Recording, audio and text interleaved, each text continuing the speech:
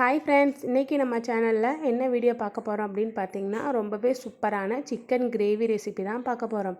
இந்த கிரேவி பார்த்திங்கன்னா இட்லி, தோசை, சாதம், சப்பாத்தின்னு எல்லாத்துக்குமே டேஸ்ட்டு ரொம்பவே சூப்பராக இருக்கும். ரொம்பவும் குயிக்காகவும் பண்ணிடலாம். அதுக்கு ஃபர்ஸ்ட் ஸ்டவ் ஆன் பண்ணிவிட்டு ஒரு கடாய் வச்சுட்டு தாராளமாக எண்ணெய் சேர்த்துக்கலாம். எண்ணெய் நல்லா சூடானதுக்கப்புறம் 1/2 ஸ்பூன் சோம்பு சேர்த்துக்கலாம். சோம்பு நல்லா பொரிஞ்சு வந்ததுக்கப்புறம் இது கூடவே 2 பெரிய வெங்காயம் நீள்வாக்கில் கட் பண்ணி சேர்த்துக்கிட்டேன். வெங்காயம் நல்லா பொன்னிறமாக வதங்கி வந்ததுக்கப்புறம் பார்த்திங்கன்னா இது கூடவே இஞ்சி பூண்டு பேஸ்ட்டு சேர்த்தாச்சு. இஞ்சி பூண்டு பேஸ்ட்டு சேர்த்துட்டு அதோட பச்சை வாடை போகிற வரைக்கும் நல்லா வதக்கி விட்டுக்கலாம்.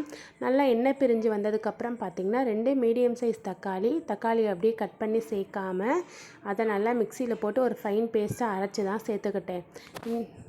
இந்த தக்காளி விழுது வெங்காயம் எல்லாமே நல்லா வதங்கி வந்து எண்ணெய் பிரிஞ்சு வந்ததுக்கப்புறம் பார்த்திங்கன்னா இது கூடவே 1/4 ஸ்பூன் மஞ்சள் தூள், 1/2 ஸ்பூன் கரம் மசாலா, 2 ஸ்பூன் அளவுக்கு சிக்கன் குழம்புத்தூள் சேர்த்துக்கிட்டேன். சிக்கன் குழம்புத்தூள் எல்லா மசாலாவும் சேர்த்ததுக்கப்புறம் பார்த்திங்கன்னா இதை 2 நிமிஷம் போல் எண்ணெயிலே குக் பண்ண விட்டாச்சு.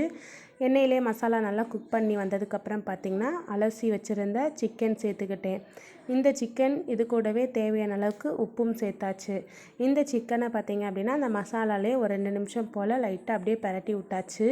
மசாலாவில் நல்லா கலந்து வந்ததுக்கப்புறம் பார்த்திங்கன்னா தேவையான அளவுக்கு தண்ணி சேர்த்துக்கலாம். அதுக்கு தக்காளி அரைச்ச மிக்ஸி ஜார் கழுவுன தண்ணி கொஞ்சம், அடுத்து நார்மலாக தேவைக்கேற்ப தண்ணியும் சேர்த்துக்கிட்டாச்சு. தண்ணி சேர்த்து ஒரு முறை நான் கலந்து விட்டுட்டு மூடி போட்டு 10 நிமிஷம் போல் வேக விட்டாச்சு. எனக்கு பார்த்திங்க அப்படின்னா சாதத்துக்கு தான் நான் இந்த கிரேவி ரெடி பண்ணிகிட்ருக்கேன். ஸோ எனக்கு தண்ணி கொஞ்சம் அதிகமாக இருந்த மாதிரி இருந்தது. மறுபடியும் 10 நிமிஷம் போல் வேக விட்டால் கிரேவி வந்துட்டு கரெக்டான பக்குவத்தில் எனக்கு வந்துடுச்சு. இந்த கிரேவி பார்த்திங்க அப்படின்னா லாஸ்ட்டாக இறக்கும்போது பெப்பர் போட்டோன்னா டேஸ்ட் இன்னும் சூப்பராக இருக்கும். அதுக்கு தாராளமாக பெப்பர் சேர்த்துக்கிட்டேன். பெப்பர்லாம் சேர்த்ததுக்கப்புறம் லாஸ்ட்டாக கருவேப்பிலை, கொத்தமல்லி எல்லாமே சேர்த்தாச்சு. ஃபைனலாக கருவேப்பிலை, கொத்தமல்லி எல்லாமே சேர்த்து லைட்டாக கிளறி விட்டால் சிக்கன் கிரேவி வந்துட்டு சூப்பராக ரெடி ஆயிடுச்சு. அதுவும் சிம்பிளான மெத்தடில் ரெடி ஆயிடுச்சு. இது வந்து என்னோடய ஸ்டைலில் நான் எப்போதுமே இப்படி தான் சிக்கன் கிரேவி ரெடி பண்ணுவேன். அதை தான் இன்றைக்கி உங்கள் கூட நான் ஷேர் பண்ணிக்கிட்டேன். இந்த வீடியோ பிடிச்சிருந்தால் மறக்காமல் நம்ம சேனலை சப்ஸ்கிரைப் பண்ணிக்கோங்க. தொடர்ந்து நம்ம சேனலை வாட்ச் பண்ணுங்கள். அடுத்தடுத்து இன்ட்ரெஸ்டான வீடியோஸ் எல்லாமே நம்ம சேனலில் அப்லோட் ஆகும். அடுத்த வீடியோவில் பார்க்கலாம். பாய்.